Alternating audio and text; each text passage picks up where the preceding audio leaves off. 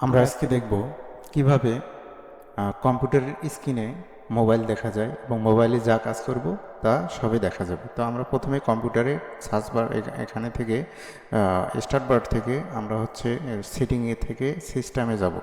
এই যে সিস্টেমে যাওয়ার পরে দেখেন এই যে অপশনাল ফিচার আছে, এখানে গিয়ে আমরা অ্যাড ফিচারে ক্লিক দেব। একটা অ্যাড ফিচার আমরা যোগ করব। সেটা হচ্ছে নিচের দিকে স্ক্রল করলে আপনারা পাবেন যে ওয়্যারলেস ডিসপ্লে। এই যে দেখেন ওয়্যারলেস ডিসপ্লেতে আমরা এখানে টিক মার্ক দিয়ে ইনস্টলে ক্লিক দেবো।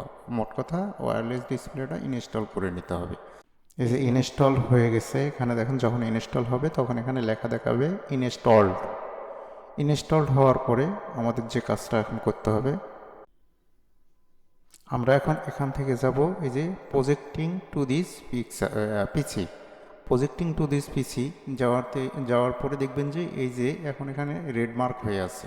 তো এইটার জন্য এখন কি করতে হবে, আমাদেরকে এই যে নেটওয়ার্কটাতে গিয়ে আমাদের ওয়াইফাই ডঙ্গল সেট করতে হবে। ওয়াইফাই ডঙ্গলটা কিভাবে কি আপনারা হচ্ছে কেবল দিয়ে নিলে হবে না। এই যে এখানে মাই কম্পিউটারে যাওয়ার পরে এই যে ডিভাইস ম্যানেজার থেকে আমরা এই যে নেটওয়ার্কটা যাব। এই যে এখানে ওয়াইফাই ডঙ্গল আছে, কেবল লাগানোর পরেও কিন্তু ওয়াইফাই ডঙ্গলটা লাগবে। এটা না দিলে কিন্তু ওইটা কিন্তু রেড মার্কে থাকবে। তো ওইটা লাগানোর পরে এই যে দেখেন এটা আর রেড মার্ক নাই।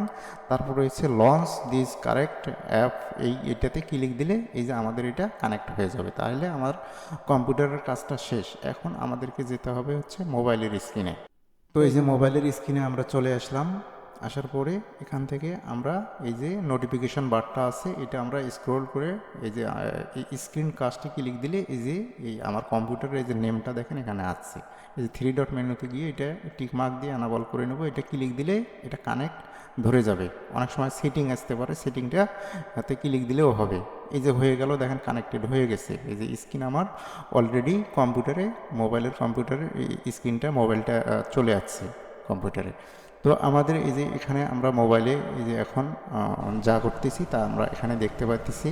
তো তারপরে আমরা এখান থেকে অ্যাপস থেকে আমরা যাব ইউটিউবে গেলাম। এই যে ইউটিউবে যা দেখবো, মোট কথা ওভারঅল যা করেন আপনি সব এখানে আমরা মোবাইলের কাজটা আমরা কম্পিউটারে দেখতে পাবো।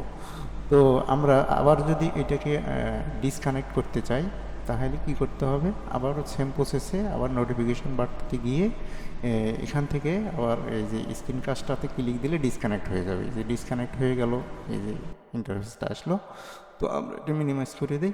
এই ছিল আজকের ভিডিও। এইভাবে মোবাইলের স্ক্রিনটা আমরা কম্পিউটারের দিকে কাজ করতে পারবো। যারা ভিডিওর কাজ করেন তাদের জন্য এটা সহজ হবে, আরও ভালো হবে। তো যদি ভিডিওটি ভালো লাগে লাইক, কমেন্ট, শেয়ার এবং সাবস্ক্রাইব করতে ভুলবেন না। ধন্যবাদ সবাইকে।